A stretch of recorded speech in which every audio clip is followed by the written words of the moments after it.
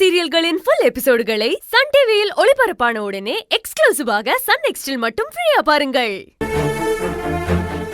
யாரோ மூணாவது மனுஷன் தலையில அடிபட்டு ரத்தம்னு வழிஞ்சு வந்தாலே நாம அவங்களை எப்படியாவது காப்பாத்தணும்னு நினைப்போம். அதுவே என்னோட சொந்தமா இருந்தா, கூட பிறந்த அண்ணனா இருந்தா எப்படிங்க விட்டுட்டு போக மனசு வரும்? அவன் திருட மோசக்காரனா இருந்தாலும் விட்டுட்டு போக முடியாது இல்லையா? ஜீவா ஹாஸ்பிட்டல்ல இருந்த அத்தனை நாளுமே மனசு கல்லாக்கிக்கிட்டு தாங்க நாங்க போனேன். அவனுக்கு ஏதாவது ஆயிடுமோ இல்ல காப்பாத்த முடியாதவங்கிற கவலையை விட உங்ககிட்ட அதை மறைச்சிட்டு போறேங்கிற கவலைதான் என் மனசுக்குள்ள அதை அழுத்திக்கிட்டே இருந்துச்சு. ஹாஸ்பிட்டலோட போயிருந்தாலாவது அதோட அவனை மறந்துடலாம் தான் நினைச்சோம். ஆனா எப்படியோ சென்டிமெண்டா பேசி அவன் எப்போ எங்க வீட்டுக்குள்ள மறுபடியும் வந்துட்டானோ, இதுக்கு மேல எதையும் மறைக்க கூடாதுன்னு நான் முடிவு பண்ணிட்டேன். அதனாலதாங்க அந்த ஆளை உங்க முன்னாடி கொண்டு வந்து நிறுத்தினேன். ஆனாலும் உங்ககிட்ட மறைச்சது தாங்க. இப்பவும் அந்த வேதனை என்ன கொண்டுகிட்டே தான் இருக்கு. இதுல இருந்து எப்படி நான் மீண்டு வர போறேன்னு தெரியலங்க. மகா, கூட பிறந்த உறவா இருந்தாலும் பணம், வசதி, வாய்ப்பு இதெல்லாம் இல்லைன்னா ஒட்டு உறவு எதுவுமே இல்லாம தான் இருக்கும். பணத்தையும் பொருளையும் தேடி போற உலகமா எப்போவோ நம்ம மாறிட்டோம். இந்த சொந்தம், பந்தம், பாசம் இதெல்லாம் வெறும் சும்மா அலங்கார வார்த்தைகளா மாறிடுச்சு. மேடையில் பேசுறதுக்கும் கருத்து சொல்றதுக்கு மட்டும்தான் இதெல்லாம் நம்ம யூஸ் பண்ண முடியும். இவ்வளோ பெரிய உலகத்தில் ரொம்ப சில பேர் மட்டும்தான் இன்னும் அந்த நேர்மை, பந்தம், பாசத்தெல்லாம் இறுக்கமா கட்டி பிடிச்சிட்டு இருக்காங்க. அவங்கள தவிர மற்ற யாருக்குமே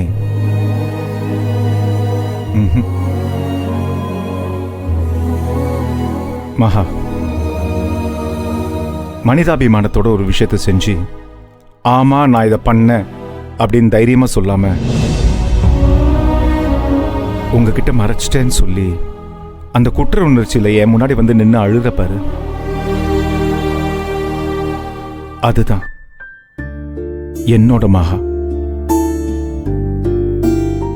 என்னால உன்னை புரிஞ்சுக்க முடியுது மகா. ஒருவேளை நமக்கு இப்படி ஒரு அண்ணன் இருக்காங்கிற விஷயத்த என்கிட்ட சொன்னா நான் தப்பா எடுத்துப்பேனோன்னு நீ யோசிச்சிருக்கலாம். ஆனா அந்த இடத்துல தான் மகா நம்ம ரெண்டு பேருமே தப்பு செஞ்சிட்டோம். என்னை நம்பாம இருந்தது உன் தப்பு. அந்த நம்பிக்கையை உனக்கு கொடுக்காம இருந்தது ஏன் தப்பு. மகா, நீ முதல்ல கார்மெண்ட்ஸ்க்கு நைட் டியூட்டின்னு சொல்லி போனப்போ உன்கிட்ட நம்ம ரெண்டு பேருக்குள்ள எந்த ஒளிவு மறைவும் இருக்கக்கூடாதுன்னு நான் சொன்னேன். எனக்கு அது நல்ல ஞாபகம் இருக்கு. ஆனா நான் அப்படி சொல்லியும் உனக்கு ஏன் என் மேல நம்பிக்கை வரலன்னு எனக்கு தெரியல.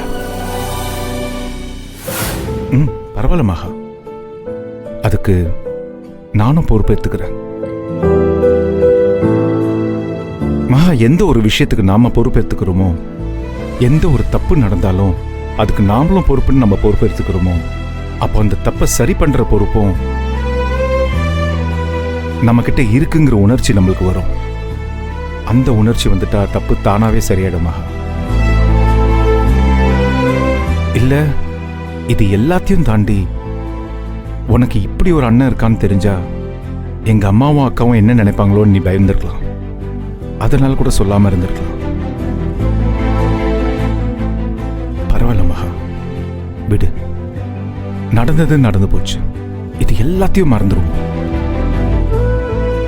ஆனா ஒண்ணு, இதுக்கு மேல எக்காரணத்து கொண்டும் நாம ரெண்டு பேரும் ஒருத்தர் மேல ஒருத்தர் வச்சிருக்கிற நம்பிக்கையை இழந்துடக்கூடாது. என்ன நடந்தாலும் சரி, எவ்வளவு பெரிய பிரச்சனை வந்தாலும் சரி, நாம அந்த தப்பை மட்டும் செஞ்சிடக்கூடாது மகா. எக்காரணத்து கொண்டும் பொய் பேசக்கூடாது மகா. உனக்கு நான், எனக்கு நீ. நடுவுல வேற யாருமே இல்லை, யாருமே வேண்டாம். யாருக்கும் நம்ம பயப்படவும் வேண்டாம். சரியா? இது பார், எனக்கு வேண்டியதெல்லாம் ஏன் மகா வாழ்க்கை பூரா சந்தோஷமா இருக்கும்.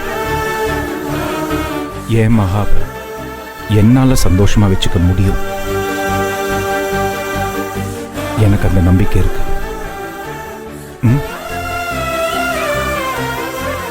எனக்கு வேண்டியதெல்லாம் என் மகா எப்பவுமே சிரிச்சுட்டே இருக்கும்.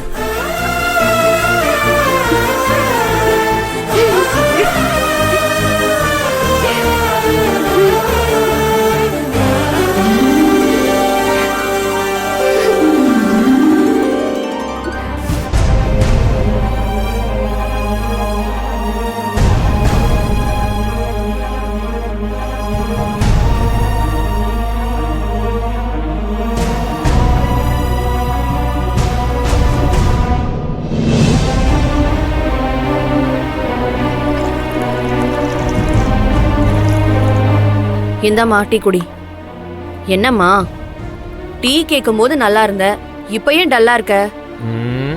எங்க அவளை சிரிக்க விட்ட? எதையாவது சொல்லி சொல்லி உம்முன்னு இப்படி உட்கார வச்சுட்ட. ஆரம்பிச்சிட்டீங்களா நீங்க? ஏன்பா என்ன திட்டலன்னா உங்களுக்கு தூக்கமே வராதா? எனக்கு நல்லா தூக்கம் வரும், இவ தூக்கத்தை தான் நீ கெடுத்துட்ட. ஷூ, சும்மா இருங்களேன். ஏண்டி அவர் கூட சண்டை போட்டுட்டு இருக்க? எல்லாம் உன்னாலதான். நீ ஏன் இப்படி இருக்கன்னு கேட்க போய் தானே அவர் இப்படி எல்லாம் பேசுறாரு. வர 15ஆம் தேதி செல்வத்துக்கு பிறந்த நாள். உங்க யாருக்காவது ஞாபகம் இருக்கா? ஆஹா, பிறந்த நாளா?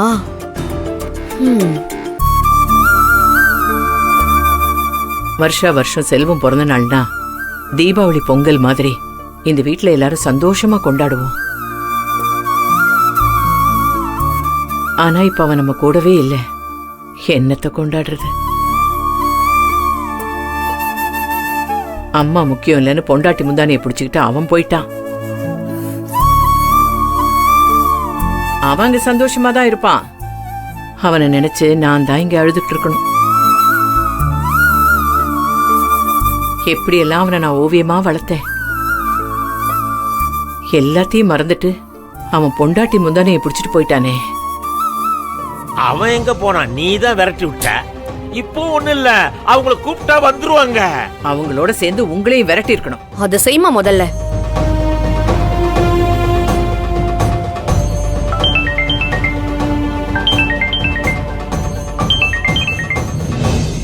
ஹலோ மேடம், வணக்கம் மேடம். நான் அண்ணா ஆசிரமத்துல இருந்து கண்ணம்மா பேசுறேன். ஆ, ஆசிரமத்துல இருந்து அந்த அம்மா பேசுறாங்க. சொல்லுங்க. மேடம், வர 15ஆம் தேதி உங்க பையன் செல்வம் சாரோட பிறந்த நாள் வருதுல்ல,